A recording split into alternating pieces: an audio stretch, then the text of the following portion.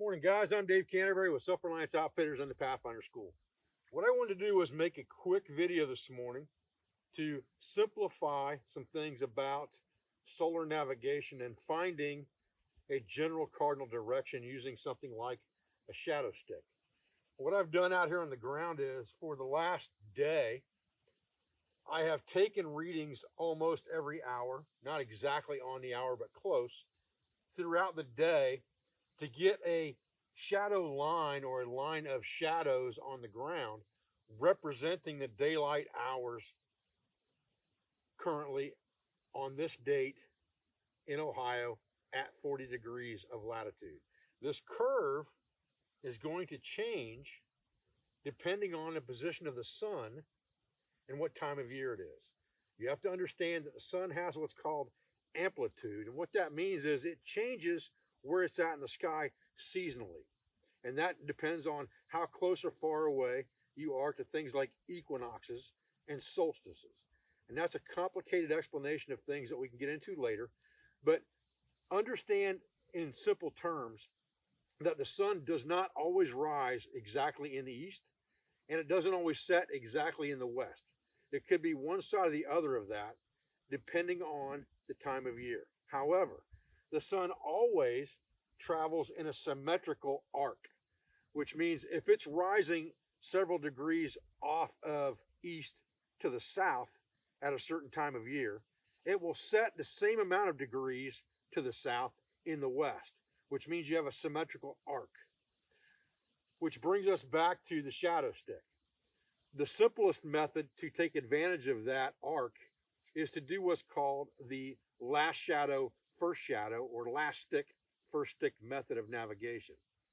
What you would do is you would put your shadow stick in the evening before the sun goes down, and as the sun's going down, you would lay a stick on the ground on top of that shadow.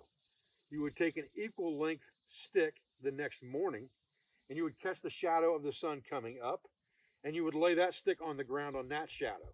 Then you would lay a straight stick between the two to give you an east-west line.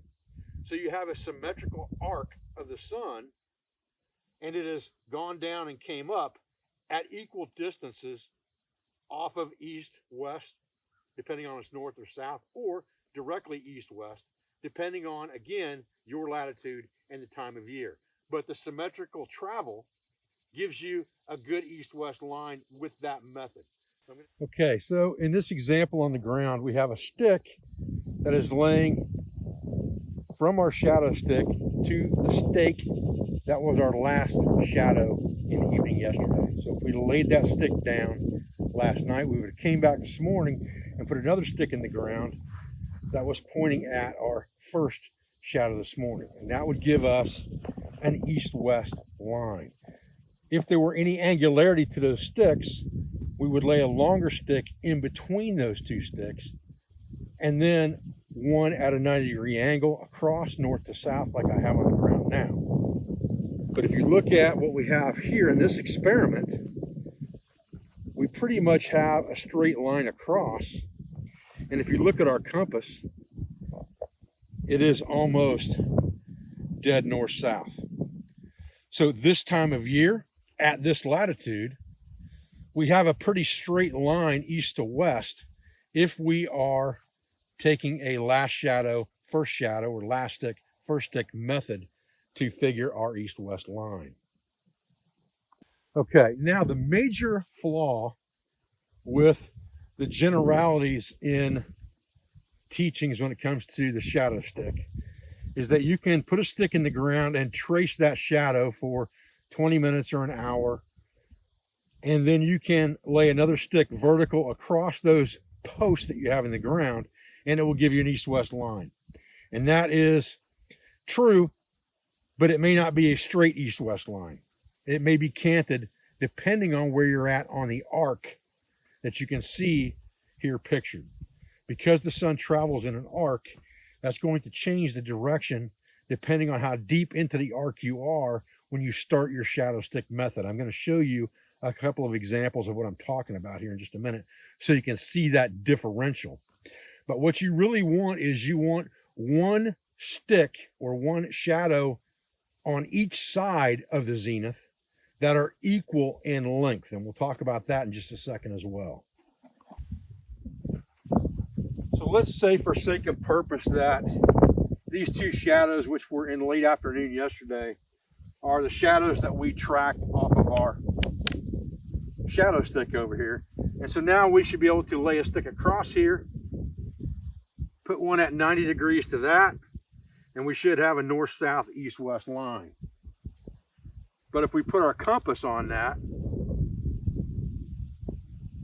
we are actually at about 350 degrees, not 360. Now, you have some variation in account there for magnetic versus true north,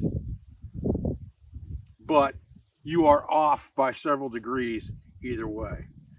And if you go to the other side of the arc, it will be the same way in the opposite direction. You're going to be off. And the further you get out here away from things, if I move out to further shadows out and put my compass on there, then I'm going to be even further out. And now I'm at almost 340 degrees.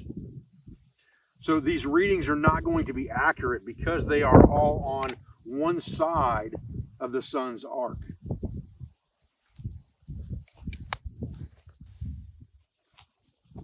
Okay, so to make this make a little more sense, what I'm going to do is I'm going to take a piece of string here and I'm going to put it on the shadow stick. And what we're going to do is we're going to pull it out here to, let's say, two shadows on this side, and we're going to mark that spot, and we're going to come two shadows on this side and find something that's approximately the same length of shadow. And this stake here and this stake here are really, really close. So if we were to take this stick and lay it between these two and use that as our north-south line, come up here and put our 90-degree stick in here, just like this.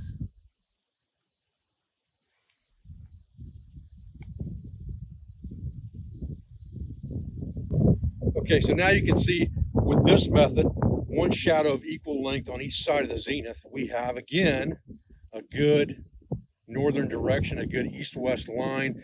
We've figured out our cardinal directions fairly accurately. So now the question becomes, what do I do if I don't have time to track the sun on each side of the zenith?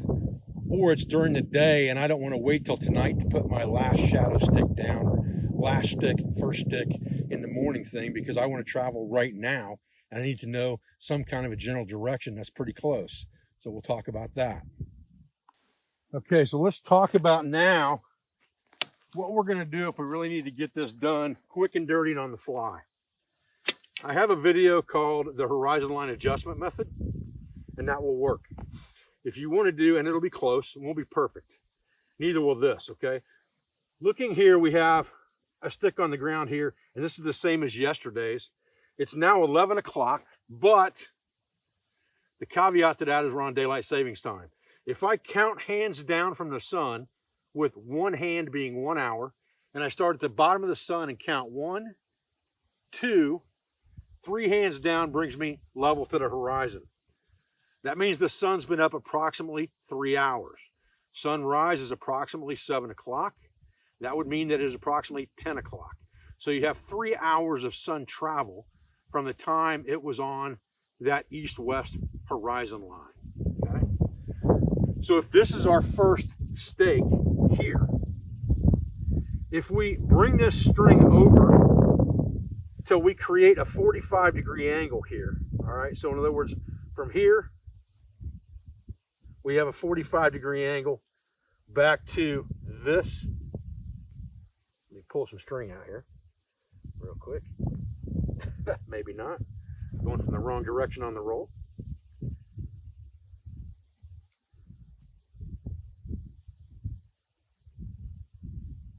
Now, the only reason this is working really well in this example is because it is 45 degrees. All right, this line's 45 degrees. That represents 3 hours of sun travel. So what I'm saying is that north is approximately right here. So I'm going to lay a stick right there on that line that I'm creating that 45 with, because this is a 90, which creates a 45 there, which represents 3 hours of sun travel at 15 degrees per hour. All right. Now, let's get our compass out and see what we ended up with. Okay, so this is pretty much dead on, all right?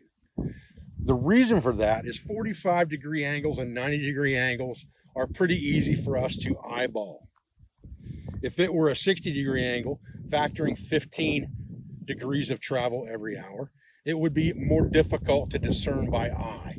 90-degree angles, 45-degree angles, that stuff's pretty easy. Once you get into like 60, 75, that's going to be a little bit more difficult. You can use the horizon line adjustment method that we talked about in past videos with your feet, or you can use the method I showed the other day of measuring those hours, and it will work. But you have to understand different tools for different applications. If you just happen to be at a point where it's 3 hours or 3 hours-ish, this is a much quicker method.